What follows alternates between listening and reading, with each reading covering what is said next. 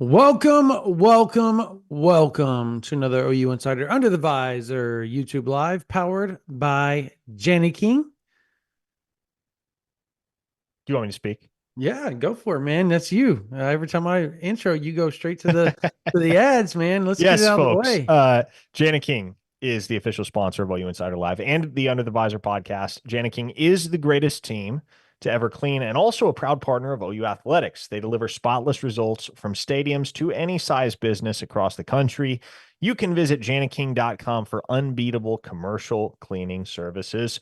Go Sooners! So says Jani-King, again, the official sponsor of OU Insider Live and the Under the Visor podcast. Also want to remind you, folks, if you haven't downloaded the Autograph app yet, go ahead and do that. You can click link.ag.fan/boomer and use promo code boomer.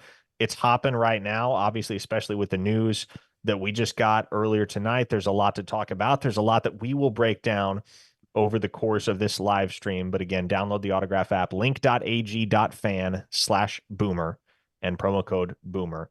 But as we strap in here and get ready for an hour of OU football and recruiting talk, here is one thing that I will bring to your attention right off the bat. If you're new around here, the YouTube chat is going to be flying off all night long. Responses upon responses or upon responses, questions upon questions, the works. If you want to make sure that we answer your question or that we address the topic that you would like discussed, go ahead and throw a super chat our way. You can attach any amount of money to the super chat, no matter how small. That's up to you. But if you send us a super chat, we make you the promise that we will address said super chat before we wrap up. Your question will not go unanswered. And if you're not inclined to go the super chat route and you just want to interact via the regular chat, that's fine. We'll get to some of those, but obviously we can't get to them all because there are so many of them. But what do you want to know? You got any questions about how things have unfolded behind the scenes over the You last already few have months one. between Arnold and Michael Hawkins? You want insight on just how long this all has been brewing with Jacobe Johnson's potential position switch from cornerback to wide receiver? We can peel back the curtain. That's what we're here to do. And obviously not as much so on this live as we do on ouinsider.com, but we are willing to give you guys some insider insight. Again, that's our job. So throw us a super chat or just interact via the regular chat as we get this thing rolling. Brandon, let's start with the obvious. And it was really no secret. We all watched the same game on Saturday. We knew it was coming, but Brent Venables wasted no time in making the announcement. After less than 48 hours of quote unquote evaluation, he disclosed on his coach's show this evening that it will be Michael Hawkins that draws the start this weekend as the Sooners hit the road for the first time in 2024 to go play Auburn. Yeah, no surprise. I think first and foremost, you got to look at it from a humanity perspective, right? Like, you're there to win ball games, you're there to play, right? Like, we all get it. And we all get their NIL and they're all getting paid, but there's still a humanity aspect to it. There's still 18, 19, 20-year-old so-called kids, right? And I get that 18, 19, 20-year-olds are also overseas fighting. Well, never mind. Overseas fighting. I almost said something I really wish I wouldn't have. Yeah, they're still kids to me. And maybe it's my age, maybe it's whatever, but they're still kids. There's still a lot of pressure on these individuals.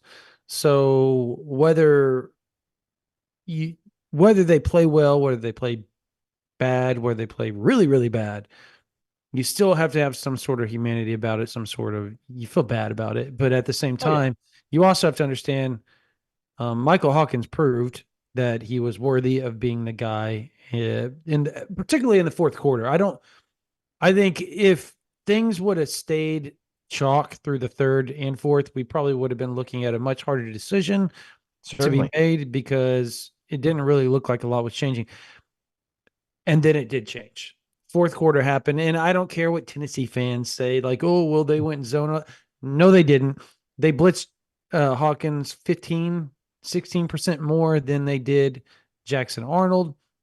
And I had Nico was still somebody, taking shots down the field with 5 minutes to play. yeah, Tennessee and, was and, not, and they did well, it gets not even pull up worse again. though. I had somebody mention me on Twitter where they were like, "Hey, man, Tennessee dropped into zone coverage after 8 minutes." No, they didn't. So I just pulled up a video. I pulled up one, and there was about 10 others I could have pulled up where they were sending six against Hawkins at that time. That's considered blitzing, by the way.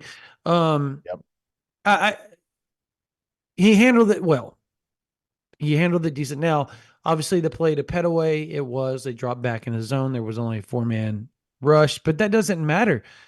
4-man rushes were Arnold. Unfortunately, Arnold was struggling with even that, and um, so you hope that this thing gets better versus Auburn, because if it doesn't get better, I was talking to somebody on the way in here, and this person's a he, he has some sway with recruits. This person has sway across the nation. I don't want to divulge much more than that, but they're also an Oklahoma fan, and they think that you axe that whole staff if they go down and lose to and they struggle against Auburn.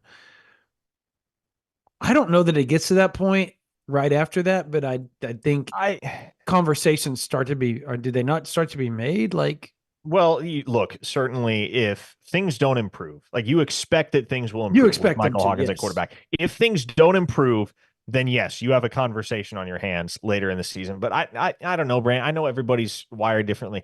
I just refuse to be that reactionary. Like I'm Me not out too. on Seth Luttrell after 5 games as a play caller. Me too. I think the sample size is way too small, and there's just a lot of extenuating circumstances there. By no means am I absolving him completely. Could he have done a better job as a play caller through the first 4 games of the season? Absolutely. Absolutely. No question about it. There's room for improvement there. But they're also absolutely ravaged on that side of the football. And there needs to be some grace extended when you are dealing with so many Mhm. noticeable and very significant absences, like Nick Anderson, for instance. And you got him back for what, 5 plays on Saturday before he Yeah. was right back to the proverbial disabled list. We I'm got going to venture to guess. No, I'm not going to guess. I'm going to tell people right here, right now, that if, and this is rumor. So oh boy, let's a oh buzz boy. rumor. Now, you already know where I'm going with this because you've heard the same thing I've heard. So don't act like you're surprised. There's rumor that he could be out longer than people would like. Now, Well, I just I don't know what to believe at this point because he was supposed to be out longer, and he wasn't supposed to be out this long, and then he yeah, finally came back, and so I don't know what to think I anymore just think when it the comes to Anderson. expectation you have to have, and I'm sure Brent Venables will address Nick Anderson's status and Deion Burke's statuses and just injury statuses as a whole tomorrow in his press conference. But I just don't think you can operate with the expectation any longer that Nick Anderson gives you anything in 2024. Mm-hmm. I think you just got to plan on him not being available and be pleasantly surprised if he does play and does Yeah. give you something. And he is back to 100% at a certain point. We got a super chat from Jackson Riddle. This is the first super chat that he has ever contributed. Well, thank you, Said Jackson. super chat says, "Where has Zion Kearney been?" Also, may just be me, but I thought what we saw of young slash depth guys, Franklin, Bowen, Hardy, etc., was mostly good play. How about Jaden Hardy? Man, I was frankly surprised to see him get in the game. And I have to imagine this Yeah. one meant a little bit more to him because he's actually a Tennessee legacy. His dad Mhm. played football at Tennessee. And so he gets in the game in the fourth quarter. And it's obviously still a game at that point. Yeah, Oklahoma's trailing, and they got to get a couple scores in order to strike fear into Tennessee. But it's still a game at that point. And here comes the young freshman out on the field. First snap, Brandon, he's right there making a play. Yep. Uh, Eli Bowen, he played well. He held his Needs to own. play more. I yeah, Lots of more. yeah, well, and with Jacobe Johnson switching to wide receiver, you would figure he does get more snaps now. I truly was not that impressed with what I saw from Sam Franklin. He got 1 carry. He ran straight to nowhere with it. And Sideways. he kind of got manhandled in pass Mhm. blocking. So Yeah. I was not terribly impressed with Sam Franklin. But yes, Eli Bowen, good. Yes. Jaden Hardy, also good. As far as Zion Kearney goes, man, he's been out there, not very frequently. It's been sporadic, but he's been out there. Mhm. I love his physical makeup, and it is kind of head scratching to me that he hasn't seen the field more, just because it feels like you need a guy out there that gives you some size. And yet, so often over the last 2 weeks, Oklahoma has been rolling out with a receiver package where none of the guys out there are taller than 5'10". You got like Right. Deion Burks and Brennan Thompson and Zion Reagans. That's not striking fear into the heart What of do an we call SEC them? secondary. I know Travis calls them the lollipop guild. You call them the Oompa Loompas. Yes. Both are accurate descriptions. Yes. There we go.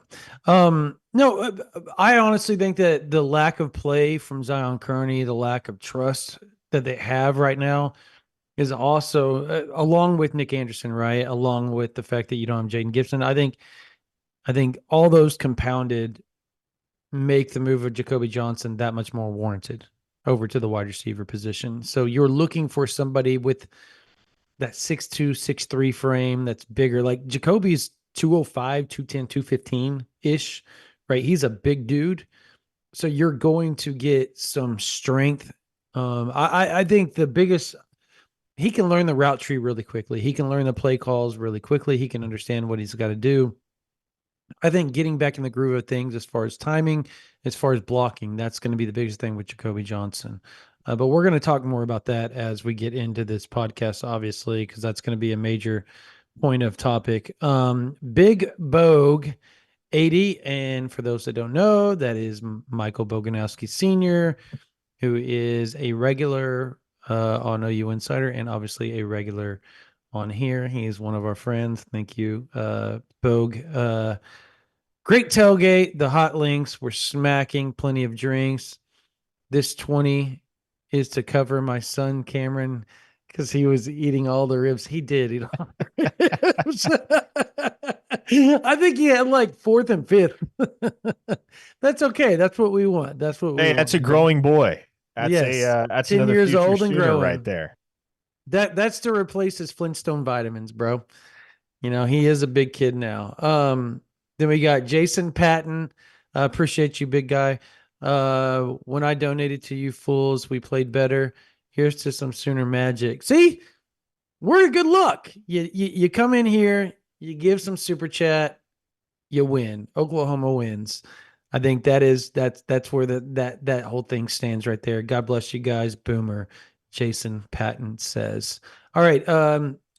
Do we want to? I think we're bearing the lead if we don't talk more about Michael Hawkins, but then we got to talk Yeah. obviously about Jacoby Johnson. Expectation this weekend. Um, do we see anything different offensively? Maybe Yes. schematically, maybe like okay, what do you think you see differently? Well, and maybe this isn't directly attributable to the switch at quarterback, but I think you see less inside zone and more outside run concepts based on what we saw on tape in the Tennessee game, Hmm. because inside zone just wasn't working. And I get that Auburn's front isn't as good as Tennessee's, but you got to figure out what works. You got some explosive backs. You got some guys with burst. I like the idea of getting them outside, letting them run outside the tackle box. And it's evident after what we saw Saturday that that's going to be more of a winning recipe offensively for Oklahoma. They got to get the run game going. They got to establish some consistency there, Brandon, Gap, because gap, gap scheme. Parker, gap yeah, scheme. yeah, you're just especially now that you're throwing a true freshman quarterback out there, talented as he may be, any quarterback is going to have a difficult time sustaining drives and just navigating the game if he doesn't have a consistent run game to lean on and to take some of the pressure off his shoulders. So with Taylor Tatum's availability in question and Barnes and Sawchek not really able to get anything going this last week, it does kind of create a question. Okay, what is the ceiling? What can you reasonably expect from this run game if all goes according to plan this weekend? I don't necessarily know, But what I do know is I would figure it is an emphasis from the early stages of the game to try and figure out what works on the ground, what is going to help you keep the chains moving. Now, as far as Michael Hawkins is concerned, I think what he showed on Saturday night, especially in that fourth quarter, is exactly what Oklahoma needs. Nothing more, nothing less. I don't think he necessarily goes out in his first start and lights the world on fire, because I don't think he's going to be asked to. And he's not a guy that's going to try and go bite off more than he can chew. He's not going to try and go make a spectacular play when there's a sensible play right in front of him. And so to me, if Hawkins can go out there, give you, call it 200 through the air, another 50, 75 on the ground, what are you smirking at? Go ahead and finish your statement, and I'll get to that. Okay. Yeah, 200 through the air, 50, 75 on the ground, and just don't turn the ball over, which I don't think he will. He tends to be pretty prudent in what he does with the football. That's good enough, Brandon. That should be more than good enough to help Oklahoma win this football game by multiple possessions, which I think they should do because this Auburn team is just not good. No, I agree. I just one of those, for some odd reason, this game has me worried a little bit just because Auburn is not good. Oklahoma is struggling offensively. Now, obviously, Hawkins could change that whole thing. And okay, so you want to know what I was smirking at? So somebody said something like Hawkins to Petaway seems comfortable. I read it Hawk Tua Petaway for some odd reason. Of course. I That's don't just know how why. Brandon's mind works. Hey, we It we is. got the super chats piling up now. Daryl Revels. Daryl Revels threw us $5. It's his very first super chat contribution. Appreciate Thank you, you, Daryl. Daryl. He says, how much faith do we have in this offensive staff after watching run plays being run directly into the heart of Tennessee's defense and zero screens? Well, they didn't run zero screens. They ran screens. The screens didn't work. Oklahoma Mhm. can't run a screen the right way right now, Brandon. Well, it's because And their wide receivers are so small they can't block the bigger, well, and stronger it's not corners. all on the wide receivers though. Like the screen game is just disjointed. It's like, you watch a well executed screen and everybody's moving in concert. It's a hat on a hat. That's not happening for Oklahoma right now. It's like the barnyard out there. You got all the chickens running in different directions, and it's just chaos out on the perimeter when they try to go to the screen game. Yeah. Tim Martin, howdy from Dallas, signed me up for $20 ribs. What a bargain these days. Yeah. I know where you're going with that. I'm not taking that bait as far as where that's headed as far as the inflation part, but funny. Funny. Shout out to our man Russ for putting the tailgate together every week. We Yes, appreciate that you, is a Russ. dude right And there, man. Every week. And but is it going to be are we doing the Auburn thing? we're doing the Auburn thing. There will be a tailgate in There will Auburn, be an OU folks. Insider tailgate at Yep. Auburn for those of you that are making the trip. But to loop back around to Daryl's question, how much faith do you have in this offensive staff? I get it if you have questions. I get it if you want to critique one or more of the offensive coaches at this point. I'm not going to tell you that any criticism right now is off the table. But Right. there's a difference between criticism, which I think is warranted in many cases right now. And for instance, there are still people on the OUinsider.com message board saying fire Bill Bedenbaugh. I reserve the right to tell you you're an idiot if you're saying fire Bill Bedenbaugh with your chest. But you want to criticize the job that Bedenbaugh has done? I think that's perfectly fair. You want to criticize the job that Joe John Finley is doing? I think that's perfectly fair. You want to question Seth Littrell's play calling? Excuse me. Yeah, perfectly fair. Again, no criticism as far as the offensive staff and roster right now is off the table. None of it. All fair. Fro, $20. In my opinion, the defense is natty ready right now. Agreed. And I believe even losing 28-2 next year, they will not miss a step. Let me stop you right there. I kind of agree with you, but I think Danny Stutzman's the best linebacker in college football right now, and I don't think that's hyperbole I saying agree that. with you. Let me Um, let me ask you but this.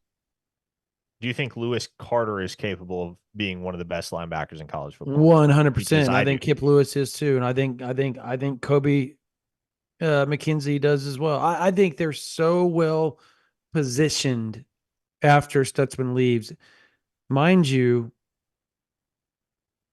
Deshaun McCall hasn't even played yet this year, and if people remember last year, he was really good. So like, you still have more. Jaron Kanek, he looked good on Saturday night. Like he made some plays. So like, I just I think you're set up. I think Fro is correct. He also goes on to say, what does this offense need besides being healthy to do so that they can be right natty ready next year? OU fans are done waiting. Um, well, I think you need, first off, let me, as Parker said, like, you can be very upset about the offensive line play. You can critique it. You can critique the personnel. The injuries are part of the issue. There have been 4 games, 11 different combinations on the offensive line. This game against Auburn will be the very first time this season Oklahoma will go from one game to the next and have the same 5 out there to start. Think about that. If you want cohesion, you weren't getting it games 1, 2, 3, and 4. Now 5 on, as long as they can stay healthy. Let's see what a healthy offensive line looks like when they look to their right and to their left and they have the same person next to them each and every play. And there starts to be a bond. There starts to be, cohesion, because we talked to Branson Hickman afterwards today, after practice today, and he said, we've started going out and doing things more together outside of the confines of just practice, and when they've allotted the times for us to be able to do things, we've started to come in and watch more film together. We're starting to do walkthroughs together. Everything. They're starting to do everything together extra. That way they can get more cohesive because they haven't had a chance to do so in over a month. And that hurts. So I think Hawkins by proxy is going to be able to get the benefit, as long as they stay healthy, we'll get the benefit of having an offensive line that is more cohesive. Now, is that going to happen against Auburn? I have no idea. But I think after the bye week against Texas, I think it's realistically to feel like the offensive line can be a little bit better, right? Yeah. I don't think that's out of the question. I think the other thing you need is size at wide receiver. And of course, there has been no good offense on the face of the earth that hasn't had a good quarterback. So Hawkins, Arnold, Casey Thompson, Brennan Zerbrug, Kevin Sperry, doesn't matter. Somebody needs to step the hell up and be that dude for the foreseeable future for the OU's Yeah. offense to be what it is. Or they need to go find somebody in the transfer portal. Those are your options moving forward. Yeah. And I don't think that'll be necessary if Hawkins plays the way I I expect him to. agree. But I agree. I'm just stating everything that needs to be done. yes. Yes. A lot of RSJ love in the chat. Good. He's been amazing. Yes, awesome. Absolutely amazing through 4 games. If you would have made me hazard a guess preseason as to who would be playing best among OU safeties after 4 games, I would not have said RSJ, and that's no knock on RSJ. It's just Billy Bowman and Peyton Bowen are both on this roster, and yet it's RSJ that has been lights out to this point in the year. Sean Story threw us $5 and asked, seeing Jackson Arnold's regression since the bowl game, do you think practicing with this defense has caused JA to have doubt and now has analysis paralysis? That may be part of it, but can I be frank for a second? And I wrote this in my postgame column at OUinsider.com on Sunday as well. Is look, I think a lot of what happened with Spencer Rattler happened with Jackson Arnold too. And that is to say, you're the guy, nobody really questions it, but then all of a sudden, this wonderkind freshman shows up and he looks amazing on the practice field. He's not making very many freshman mistakes. He's flashing just as good, if not better, arm talent than you. And all of a sudden, you realize that your margin for error might not be as large as it once was or that you imagined it would be. And that's where you start to get in your own head because you feel like, oh, I gotta make the spectacular play. I gotta make the flashy throw. I gotta be extra precise. I gotta put extra zip on the ball. Everything I do, it's gotta have a flair and a flourish. And you start pressing a little bit. Mm-hmm. And in all transparent, and I don't look, I'm speculating. I don't know this to be the case. Nobody but Jackson Arnold would be able to speak to this in an authoritative sense. But I truly believe that having that competitive push from behind from Michael Hawkins kind of got to Jackson Arnold. That's the only thing that really makes sense in my mind, Brandon, because this is not something anyone could have foreseen with Jackson Arnold. You can't foresee a guy that is the Gatorade Player of the Year his senior year and has every single hallmark of an elite college quarterback all of a sudden just collapse because he becomes a total head case. And that's what Jackson Arnold has become. Yeah. I mean, it's been really hard to watch. Seeing a kid that we watched over 3 years in high school that played carefree, and he didn't just play in like this crappy league. He played in arguably the best district in the country as far as high school football goes against the toughest competition, and he did it well at an elite level. And now you're watching this same kid who ran RPOs all through college look like a kicker with yips running the RPOs.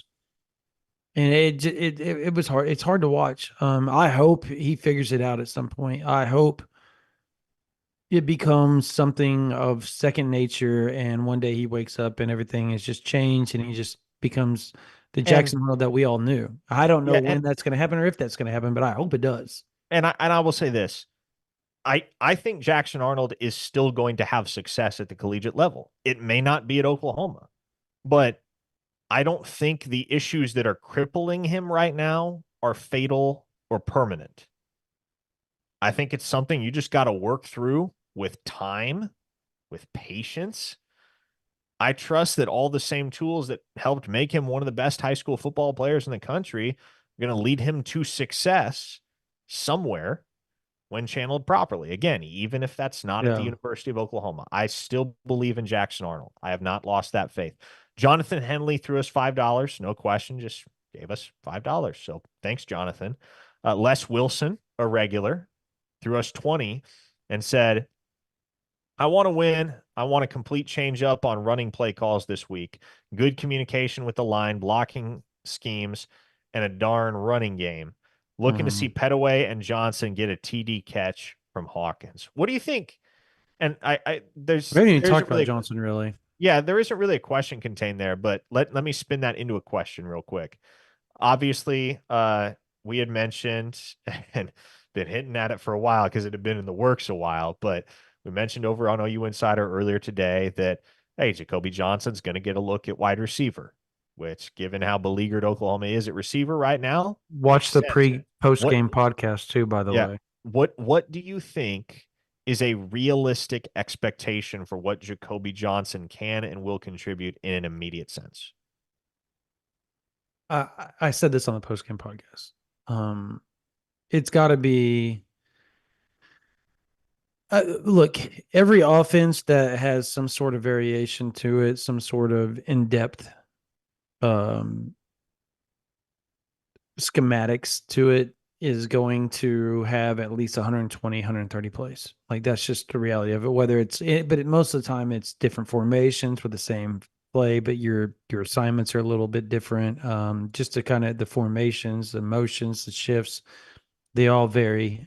Same play, just different looks for it, and that's essentially what football is. It's a copycat league. So I think at the end of the day, the fact that he ran a very similar system at Mustang High School will make it easier. The verbiage is what's going to get to him. I think so. You're going to have to give him 30, 40 plays and say, these are the plays and packages we're going to have you in on potentially on Saturday. You need to nail these plays down specifically. And then that's what you use him as. So if he goes out there and makes a big play here and makes a big play there or does this or that, I think him getting a catch or two. I don't know that he's gonna play because they need size. Like they've got to have him out there, so they're gonna give him an opportunity. You don't move him over without the idea that he's going to touch the field on Saturday. I think that's the reality of it, right? I think we all can agree with that, right? Um, but I don't know how much. I think if he can get 1, 2, 3 catches and maybe 3 or 4 targets, maybe, I think that's a good day to start for him. I think you hope with his speed and his size that you can throw a 50-50 ball up there and him go get it and make a big play for you. I think that would be a big plus with all this. But I think anybody that has any delusions of grandeur that he's going to go in and just be this otherworldly wide receiver, I think would be a surprise to me and surprise to Parker. Now, Yeah. come Texas, Might have a little something. 3 weeks into it, when he knows the whole offense, has had a whole bye week to really get into the weeds of the offense and get some rapport with Michael Hawkins, Jackson Arnold, Casey Thompson, all those guys. I think then you're really looking at something potentially. But I think you need to have reservation of what he's going to be just to start. I think he's going to make a catch or two. I do. I just don't think you will. I think you guys will be surprised. I don't want you guys to be surprised if he doesn't have like 80 yards or 50 yards or 60 yards or something like that. And he ends up with 3 catches for 30 yards. I mean, if that's what it is, that's what it is. And at least he's contributing and you got a bigger wide receiver out there that they have to, contest with. Yeah. Derek Ray threw us $5 and said, "Are we positive MHJ is only 195, 196 pounds? That grown man looks more around 210. LOL. Schmitty had a field day with him." I tell you, if you ask Ian Boyd, he's only 180. Gosh, somebody sent me an Ian Boyd article today where delusional propagandist that he is, he's out there saying 180-pound quarterback isn't going to hold up in the SEC. He hadn't been 180 pounds in a year. Gosh. I don't even pay attention to somebody that 180 is. pounds is also about twice what Ian Boyd weighs, for what that's worth. There you go. You but, went where I was gonna go, and but yeah, no. Mike has put on a lot of good weight since he got to Oklahoma and started working with Schmitty. You can see that in his frame. He's if you just look at pictures, he's a different dude as a freshman in college than he was as a senior in high school. I know he worked real hard over the summer too to continue putting on that weight because he's naturally a more slender built guy. And yeah, that was kind of the concern that everybody had with him. Well, there were other concerns that others had. That was kind of the one concern that was undeniable, I guess, when he was a sophomore, junior in high school, was okay, he's going to need to fill out. He's going to need to pack on weight because he's just really thin right now. And to his credit, he's done that. I don't really get worried. And I know that flip into the end zone scared some people. And to be quite frank, that was simultaneously the most Mike Hawkins thing ever and the least Mike Hawkins thing ever, because he's usually really, really smart about the hits he takes and doesn't take. Like he doesn't generally put his body in jeopardy like that, but he's also just an insane competitor, right? And so, and you see it coming through, you see it coming out in that play where he's like, I'm getting to the goal line and I'm getting across it at all costs. So that's the type of effort you're going to get from your new starting quarterback. I can tell you that much. the first thing when he landed, one, I thought obviously the air got knocked out of him. The other thing was is I was like, as painful as that probably was, I bet it felt really good when it popped his back. I don't know why I thought that. I was like, man, that had to have popped. Like, when you hit hard on the ground and your back just Oh goes, yeah. Oh yeah. I guarantee you it did that. I don't know why that was the first thing that came in. I was like, man, I bet you his back feels a lot better, even though it hurts right now.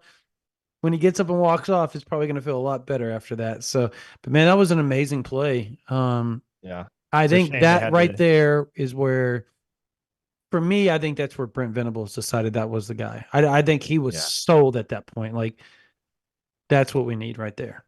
Yeah. Modern day caveman threw us $5 and said, next press conference, ask BV why Big Ivan Carrion and Caden Helms aren't on the field catching passes. Okay. That's a fair question. If we get the chance to ask Brent Venables that question, we'll certainly do so. Both those guys have played. They've played very little, but they have played. So I imagine it's just kind of a pecking order type of deal. But I will say this, like, if Bauer Sharp doesn't learn to block, Yeah, Bauer Sharp doesn't learn to block, you need to give somebody else a look at tight end because that's not going to work. That's not going to fly. he's a freak athlete. He is. I He mean, Bauer is. Sharp is awesome. Like, some of the plays that he's made have been awesome. It's just watching him block is like ice picks in your eyes sometimes. Like, it's really bad. And it's very, very difficult to watch because it's like you're just getting lambasted on every play. Like, he gets pushed backwards when he's supposed to be the one pushing forward. And I think he still has kind of a QB mentality a little bit as far as physicality goes. I'm wondering if after another year of really developing into this tight end, he'll be what everybody had hoped he would be this year physically. Yeah. Like, and when I say physically, like athletically, he's everything we all thought he was going to be. Well, and Physically, blocking is what I'm talking about. I was listening to my radio colleague Teddy Lehman and as I was driving home from the studio today, and he said, "Man, Bauer Sharp has gotten worse. He's gotten worse." Mm-hmm. And like, to be completely Competition's honest, gotten better Brandon, though too. yeah, well, the guy that Bauer Sharp seemed to be in fall camp and going back to spring ball is just not the guy we have seen so far. It's not. Hmm. Clemma 14 gave us 5 and said, when Appreciate I you. saw Jackson's expression after the third turnover, he looked to me like he needed to be rescued and relieved of his pressure of being QB1. Yeah, third turnover, it was very objectively over at that point. There was already an argument to be made that the switch was warranted, but the third turnover, everybody in that building knew, okay, you Yeah. got to make the change. Well, he was Alan coming over M. explaining himself. I don't know if you watched it, but like he was explaining himself after, like he was like literally yelling at anybody that would listen to him what he was thinking, and he wasn't supposed to make that throw. Like that No, wasn't even part of the equation on that play. Like I don't, that right there is where I felt just awful for him because I think he was lost at that point, and I don't think you were gonna, you 100% weren't getting him back that game. no. Like I think that's fact. Yeah. So it was bad. Yeah, I not feel with so. That's when not I with the feel same bad for game. him. Alan M gave us $10 and said, seemed obvious most insiders thought Hawk should be starting and not by a little bit. Is Hicks and Eli getting the same freshman cold shoulder? No, and like, look, it's not the same situation at quarterback as it is anywhere else. And we discussed this on the post-game podcast. I've written about it extensively at ouinsider.com.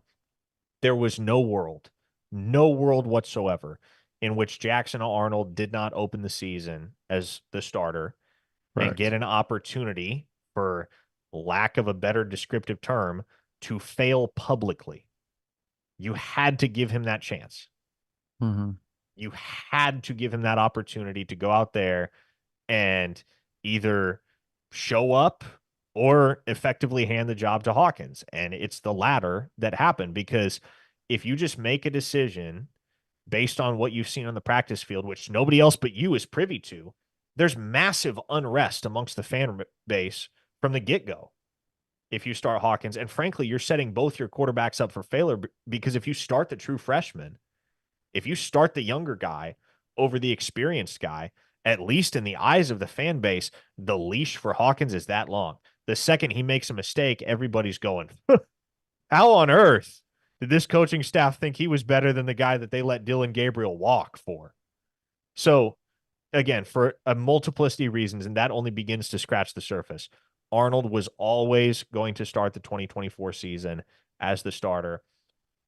The Tennessee game was about the earliest he could have possibly gotten the hook, and that's only if things went catastrophically wrong. And well, things went catastrophically wrong. As far as Caleb Hicks and Eli Bowen are concerned, Eli Bowen was hurt. Didn't see him the first two games. So he was working back. I believe it was his shoulder, if I recall correctly, that was dinged up, shoulder. Mm-hmm. and he was getting right again.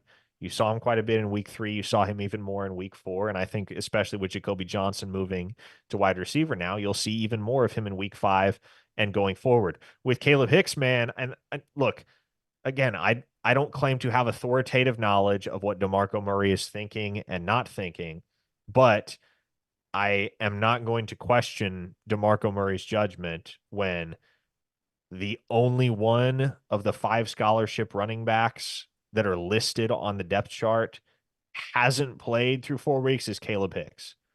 If DeMarco Murray is not putting him on the field, I trust that DeMarco Murray has his reasons for not putting him on the field. Yeah. I mean, the running back rotation has been weird. I mean, if we're going to be honest, like it's been weird. I think we all can agree with that. It's been odd how it's played out. I thought Barnes wasn't that great on Saturday, and yet he continues to get the lion's share of the runs. Obviously, Tatum got injured. And then you go to Sam Franklin. I thought that was weird. Yeah. The offensive line hasn't been exactly helping the running backs. They haven't helped Sawchuk. They haven't helped Barnes. They haven't helped Tatum all that much. Like it's been across the board. But how it's played out, particularly in that big of a ball game, right? Do you go to somebody like Franklin has barely played and you're going to throw him out there to the Wolves like that?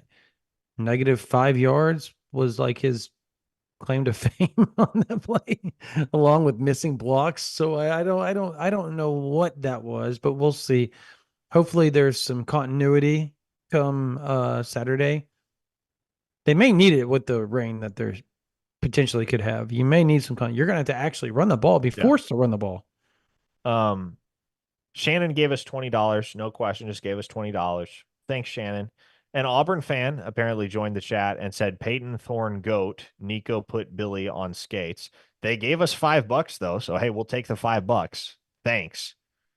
We'll get a couple fried pies along the way on the drive to Alabama this week with that $5.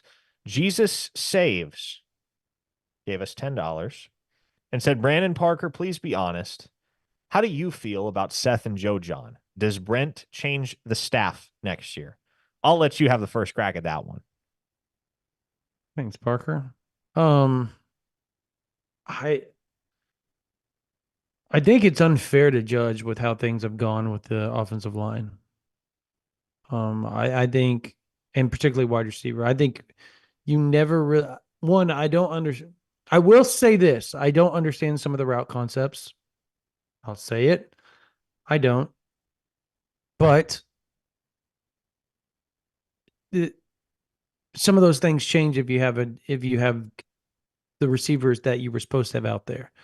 Like Jaden Gibson, Nick Anderson, Deion Burks, Jalil Farouk. You have those guys back. We're likely not even talking about the stuff that we're talking about today, honestly. Because those guys are really, really good football players. And I talked to somebody, this is one of the craziest things, and I never really thought about it until the other day. Andrew Rame stays, and you don't get this random NIL thing with Caden Green. This offensive line isn't that bad. Like where they're bad at, those are the 2 positions that you had surprise guys leave, right? Like you expected Andrew Rame to return, didn't return. He gave you a late kind of deuces. I'm going to the league. You've got Caden Green who dipped out. You know, you had to go into the transfer portal because of those 2 guys. That changed the whole dynamic of everything for that offensive front. Now you got the injuries, so we haven't really gotten to see what a full throttle Seth Littrell, Joe John Finley offense would look like. And of course, that's going to make the fans want to go after their heads because the production hasn't been what OU fans are used to on offense.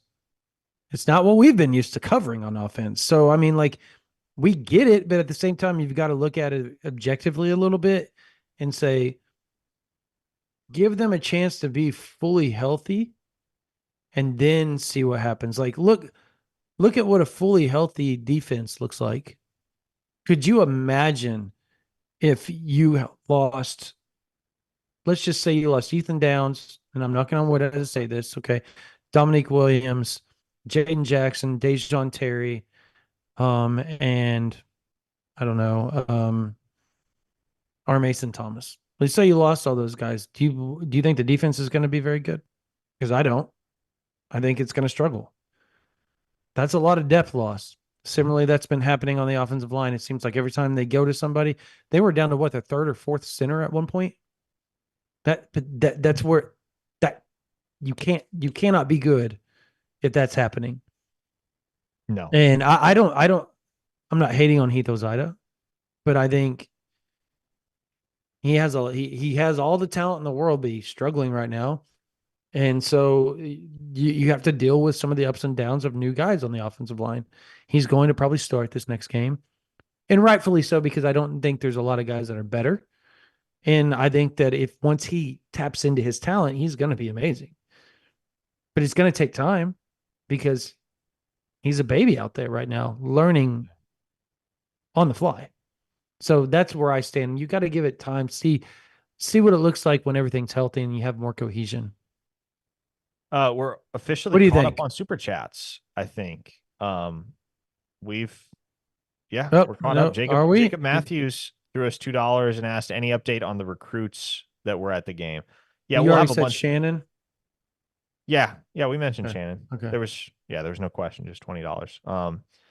Jacob Matthews asked any update on the recruits that were at the game. We'll have a bunch of recruiting stuff coming throughout the week on ouinsider.com. I mean, obviously, things didn't go according to plan on Saturday night as far as what you wanted to put in front of elite recruits. But nonetheless, I know many of you are curious about what X, Y, and Z thought about their visit to Oklahoma, and we'll certainly dive into that on Can, OU Insider over the next few days. can I touch something? This in Bagman just said Brandon has relationships with these coaches. Bad person to ask his opinion. Yeah, like I promise you, like relationships are not with these guys. We'll tell you if we think that they should be questioned and or things should happen. We've done it with others. Yeah, like and I that mean, if you think we didn't have a relationship with Ted Roof, you're out of your mind. And we called him out left and right. Like we will we will call a spade, man. Like great human being, by the way. Ted great Roof human is being. amazing. But like you were sitting here trying to say that we're not going to say this or that. I literally told you facts of why you can't just say fire this, fire that, fire this. They haven't had a chance to even show the real them because they haven't had the players to do so yet. Yeah. I mean, that's a fact. I know it Yeah. from a fan's And perspective, it's production, now. But reality and football side of it, that's not real. yeah. Sorry. Well, and look, I we value intellectual honesty at ouinsider.com. And I know I like that is a personal mantra of mine is whatever you say, actually believe it. Believe what you say. And like another great example, a counter example, if you will, is that I had no relationship really with Jeff Lebby. Nothing beyond we knew each other's names and Mm-hmm. would say hi here and there when we crossed paths at camp or on the sidelines or wherever. Um, I I still defended Jeff Lebby relentlessly, even when the vast majority of our board and OU Twitter, the fan base in general, was crucifying him over this or that because I believed him to be a good, capable offensive coordinator who was not perfect in any regard, but was a guy that as you looked around the country, you could spot and point out very few guys that would be an upgrade over him as a play caller. And so I promise y'all this, I'm always going to call it like I see it. Always. Yeah. And in general, I try to abide by the principle that if you don't got something nice to say, don't say nothing at all. Sometimes the gloves come off, especially when Oklahoma loses football games, because there are certainly points at which the gloves need to come off. But no, I'll mean what I say. I can promise you that. Hola Kyle, $2. Play calls have been horrible and not improving. See, and I agree, the play calls have been bad. I will tell you, it's been bad. Personnel is not helping, but play calls have been bad. You've got to, I've said it. They've got to go to a gap scheme. They have to go to a gap scheme. They've been successful when they've done it before. I don't know why they're not. And yes, that is on Seth Luttrell. I agree. Like, I'm gonna call that out. Like, that's the stuff I'm gonna call out. But you just can't. You just can't. I don't know. Whatever. John Schlegel gave us $5 and asked, to legitimately compete for a national championship, what would we need to change systemically as a program? Ooh, I got something. Go for it. No, I think I know what you're going to say, and I want to hear you say it. Go ahead. They have to stop on Wednesdays and Tuesdays and Wednesdays. They have to stop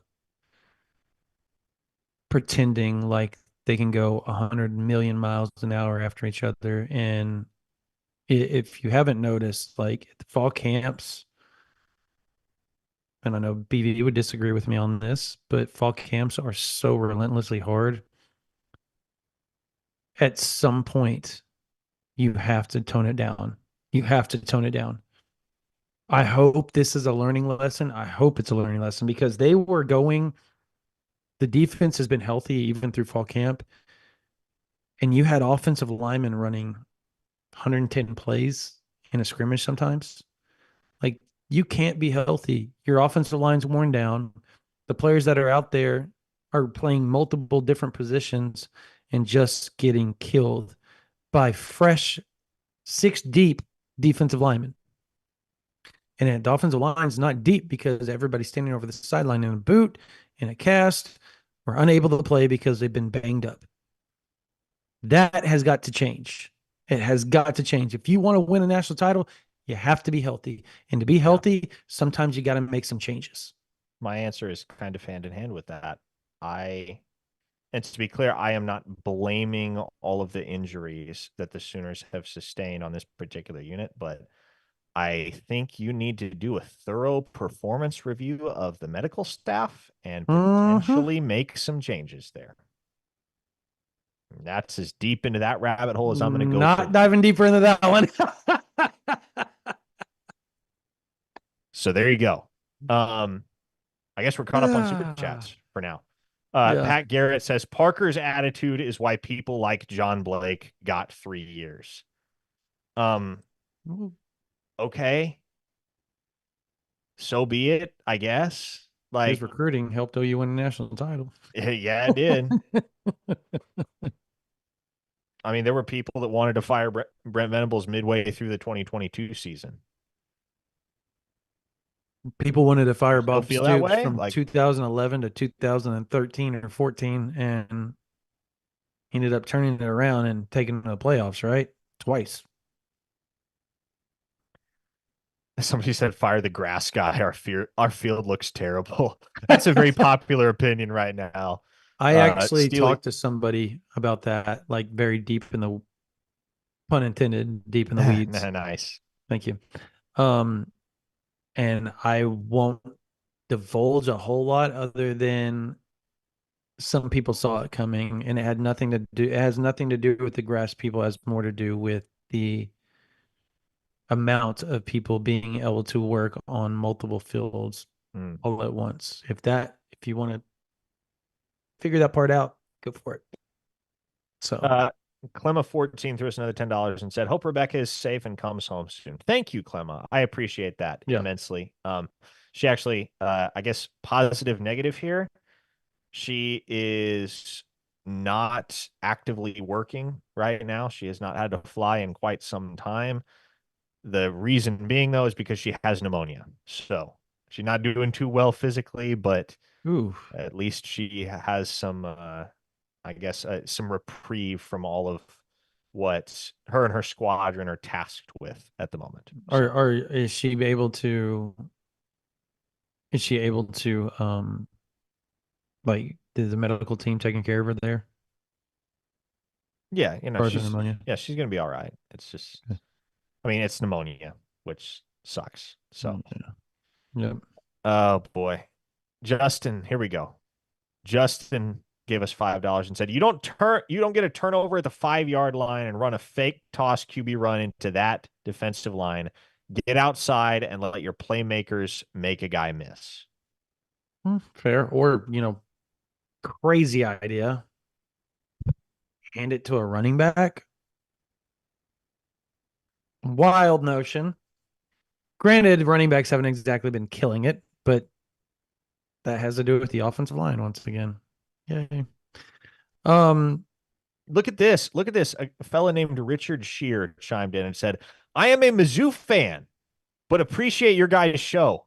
That might be a first. We're glad to have you, Richard. yeah, He said you played a national title contender. Defense was ready. Offense was not, but as an outsider, you saw this coming.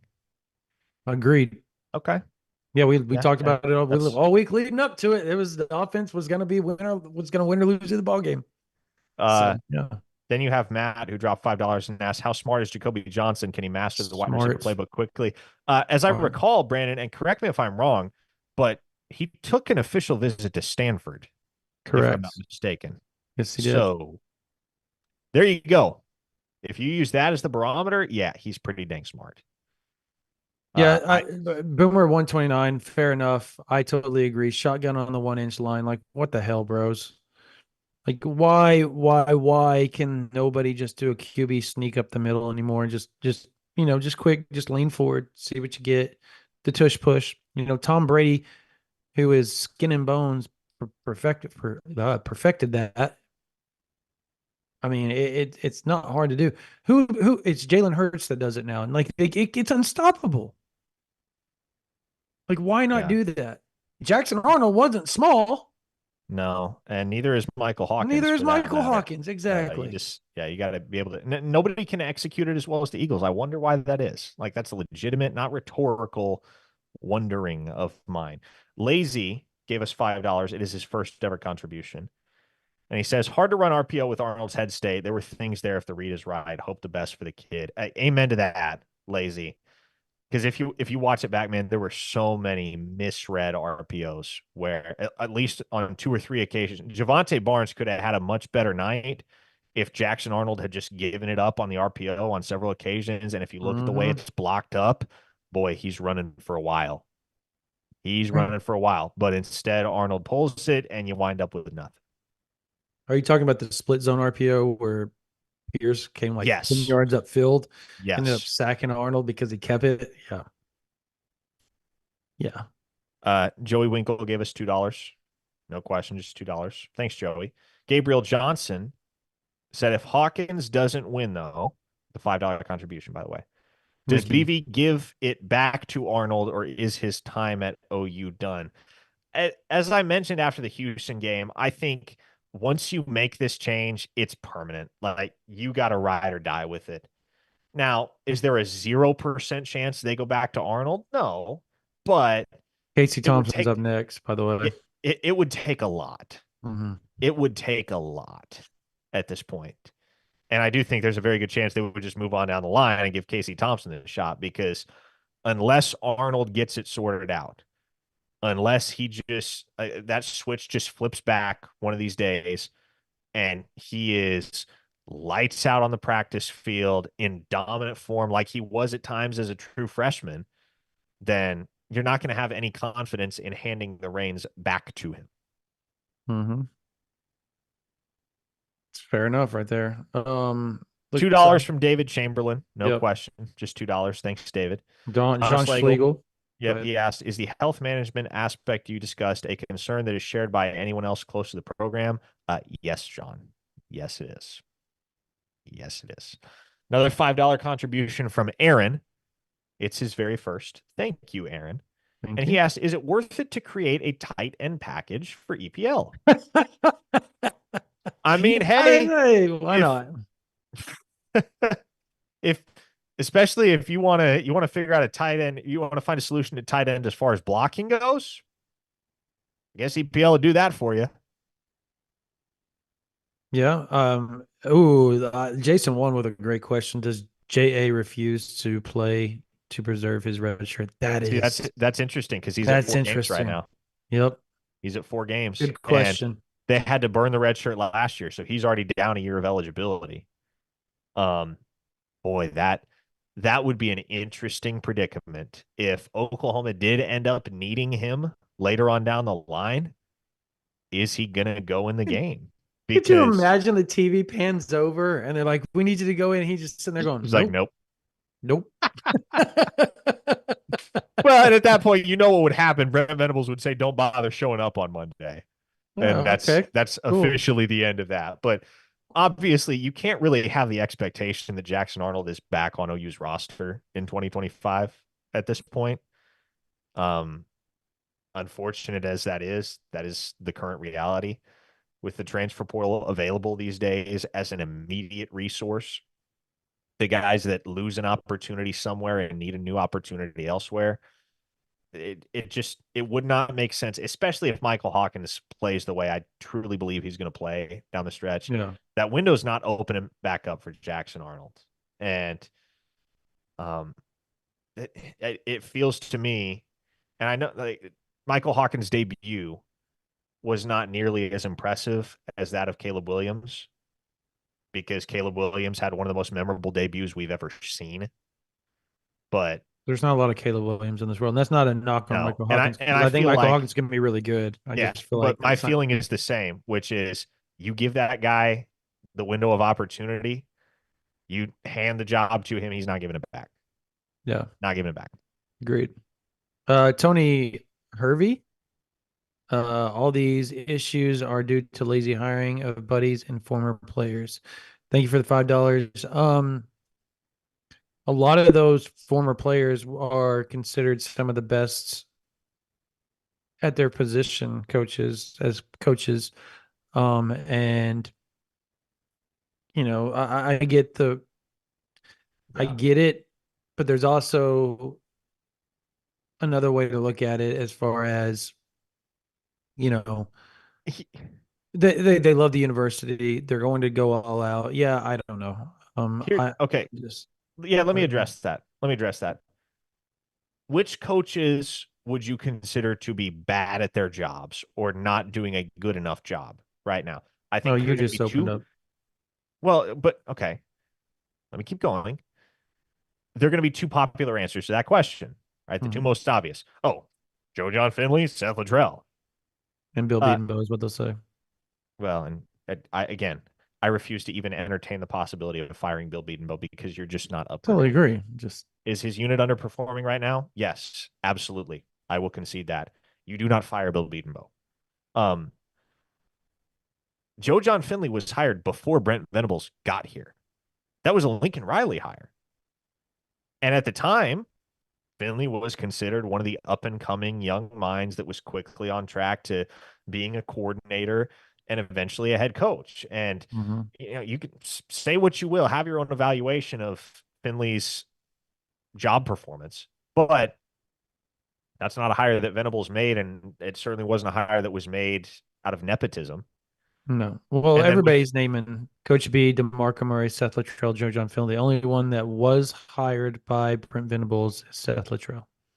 yeah, and I just don't. And if you don't like Seth Luttrell as the play caller, okay, fine. You're entitled to that opinion. I'm not going to try to talk you out of it. But what I do not understand is how anybody can act like Seth Luttrell is unqualified to be the offensive coordinator at the University of Hmm. Oklahoma. He had a resume that very well qualified him for the position. And it made sense because he'd already been in the building with the guys for a year. You very much had an offensive coordinator in waiting in Seth Luttrell. That's kind of why you hired him. And Yeah. so I look, has the play calling been iffy at times? Sure, I will concede that. Everybody wants to point to the fact that Seth Luttrell got fired at North Texas. Okay. Well, North that Texas. was athletic director and presidents were changing. They brought a new athletic director, new president. They wanted their own guy in, so they let Seth Luttrell go, even though he Yeah, was the and the winningest reaction coach. nationally to his firing, nationally, mind you, was, whoa, they fired Seth Luttrell? Mm-hmm. That was a head-scratching decision in many folks' estimation. And again, say what you will about what Seth Luttrell has done or not done through 5 games as Oklahoma's offensive play caller. Let's not sit here and act like he's unqualified, because he's not. You may think it was a good hire. You may think it was a bad hire. It was certainly a hire that it was certainly a hire for which Luttrell had the proper qualifications and has the proper qualifications. He has been a successful offensive play caller for years and years, and he had modest success as a head coach at North Texas. He's been Mm-hmm. around the block more than a time or two, and I trust that with Hawkins now at the helm, things are going to get better. If things don't get better, then okay, maybe you have to sacrifice a lamb, and Luttrell is the most likely lamb. I will concede that. But Yeah. I am taking the slow and patient approach in evaluating Seth Luttrell's job as the OC. You saw that somebody said EJ, by the way. And I'm just like, Which, what the hell? what on earth, man? He's down his top 5 guys right now. Well, 4.5. I don't. Burks might be available. He might not this weekend. Who knows? 4 guys are certainly, without question, unavailable, Mm-hmm. out of the picture. Who could you reasonably expect to be to have a unit that's performing at a reasonably prolific level when you have an entire 2 deep, in essence, wiped out? Yeah. Same thing for offensive line for a good portion of the season. Yeah, Emmett Jones' criticism is just again But not I'll even I'll something I'm concede willing the to offensive entertain. line stuff though. So I'll concede the criticism there. David Chamberlain, $5. Sharp can't block as a tight end. Put him out at wide receiver. Put Jake Roberts as the number 1 tight end, along with Helms and McIntyre. Thoughts? Yep. I would think we've already said that Sharp struggled. I think putting him at wide receiver is a decent idea. Decent idea. I don't know. Jake Roberts as the number 1 tight end is probably a decent idea. I don't understand why Helms and McIntyre aren't playing, but I'm going to venture to guess that Helms is still trying to make his way fully back, as far as twitchiness and all that type of stuff. So I don't know. I don't know. I don't even have an answer for that. I'm sorry. Like that's a great question. Joey Winkle threw in a super chat earlier. He threw in another one just a moment ago and asked, Drum, when is your son committing to Oklahoma? And is Emeka Megwa still on the team? I saw Emeka. By the way, I'm skipping over that first question because that's ridiculous, but thank you. The Emeka was walking in a suit, and he stood on the sidelines. I don't know why, if there's an injury there or whatever, but yeah, he's still on the team. He actually, I believe he had like a crimson suit on. It was kind of cool with like boots, if I remember correctly during the walk. They walked in, the buses showed up and they like walked out of the facility. There was like 6 or 7 of the walk-ons just walking in and just merging in with the team. Yeah. It was weird. Garrett Huddleston. I had breakfast with Garrett in Provo. Good guy. Yep. Why isn't Xavier Robinson out there running it in on the goal line? I mean, true freshman. Yeah. You trust him over Javante Barnes yet? Probably not. That's I get natural. the 230-pound part though. I get that. I get the idea behind it. It's just, yeah, he's not ready. John Slagle again. $2. Is Schmidt a bigger issue than the medical staff? I'm sure he is speaking of Jerry Schmidt. No, I do not believe so. He's absolutely actually awesome. And you'll never hear a lot of hate from us from Jerry Schmidt. Jerry Schmidt, there is a time when, I'm going to say this, in 2022, when everybody was talking about fatigue from the team and stuff, Jerry Schmidt was literally trying to get the staff to rein it back. Yep. And cool off on the players so that they could rehab and get better. So anybody that thinks that Jerry Schmidt is like this Marine guy, he is. but he's also reasonable at times. And he's around the players more than the coaches. So he sees things that the coaches don't see. They rely on him a lot of the times, and he's their voice of reason sometimes in a very good and positive way. So no, I'm not going to hate on Jerry Smith. Okay, we got to wrap up here, but Yeah. one more from Ryan Janbaz. Andrell, elephant in the room not addressed. Yeah, I don't have a freaking clue. Again, kind of like Nick Anderson at this point, just don't count on him. Don't count on him. That's a win for Dean Blevins. Hat tip. What that he's what? What Dean Blevins say? I guess I don't know.